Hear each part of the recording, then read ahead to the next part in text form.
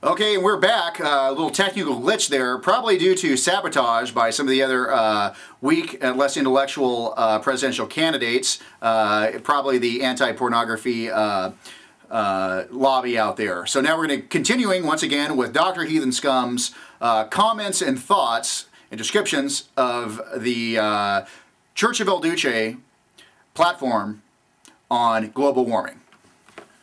Thanks, Alan. Just to reiterate our position on global warming, which we've mentioned several times already in our position papers, is after careful review of the scientists affiliated with the Rape Rock Church of El Duce party, we do conclude with Al Gore that yes, indeed, there is the global warming phenomenon. It is a real phenomenon that is existing right now. So we have to come to grips with it and terminate all unnecessary activities that involve a large carbon footprint. So basically, anytime there's going to be any kind of carbon generating activity, the Office of the President, myself, Dr. Heathen Scum, and my senior advisors will review that to see if we should allow that type of activity or not. Now, for instance, the one kind of thing I can tell you right off the bat we're going to cut out immediately is all professional sports, okay? NFL, professional baseball, ice hockey. All of these things have a huge carbon footprint. They don't contribute to our ongoing cultural legacy of the human race, such as, you know, Beethoven. If Beethoven was to come back here and say, Heathen, is it okay if I have a concert to premiere my new 6th Symphony? I'd say, sure, by all means, go ahead, you know, because it's worth it for that. But for a stupid football game or some nonsense, or like, for instance, that faggot Beckham, bending it like Beckham, he's bending over like Beckham, in the LA Coliseum, running around, you know, that's not worth it for the damage it's causing our environment. So sorry, all you sports fans, you're going to have to convert over to Rape Rock.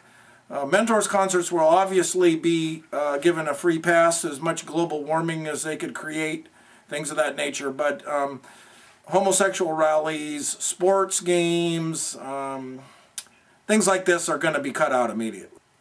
Excellent, because everybody hates football and baseball, obviously. Our next question here. Whoa.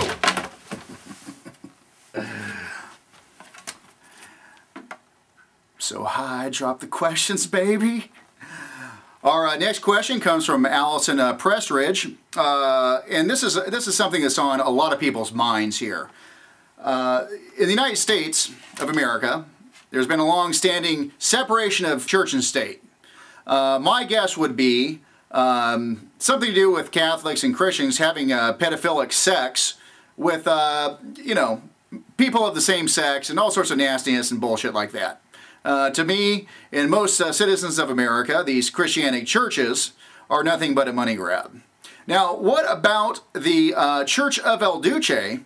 And should you become elected, which you probably will, to the position of President of the United States, do you have the bravery and the guts to make the Church of El Duce the official religion of the great country of the United States of America?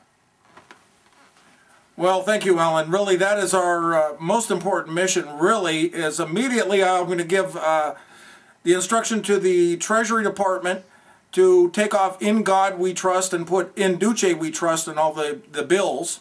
Okay, that's going to go on by executive fiat immediately upon my election.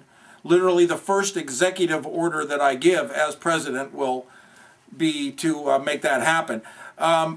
Longer term, we do need to have a constitutional amendment to make the Church of El Duce as a national religion in America, and also polygamy as part of that will be legal in that church and all other churches.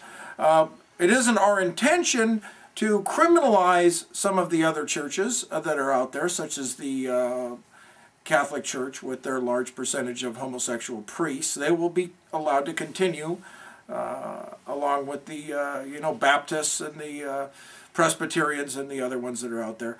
But really the national religion will be the Church of El Duce in America. And we have one last question here. This one comes from Dave Cryer. I have a specific question, also, part 2 of this. What do you think of the other presidential candidates? Well, as we've seen, none of these candidates are really speaking their mind. They're trying to take vague positions to not alienate certain percentages of the electorate to maximize their chances of getting elected. What you've seen with my candidacy is straight talk, straight from the gut. But that being said, let me review, I think my most formidable competitor right now for the presidential election is certainly Mrs. Clinton. Now, Mrs. Clinton, we spent a lot of time in our policy forum, leadership forum within the Church of El Duce political party, trying to analyze this. And the most important question we had was, is she a MILF or not? One leading political pundit within our party said, absolutely, she is a MILF. The other guy said, no, she's a MIDILF, a mom I don't want to fuck. So we had to ask Bill Clinton himself, a longtime slut fucker, to comment on the situation. And he did assure us that although he does like to, romp sexually with other chicks, is hot and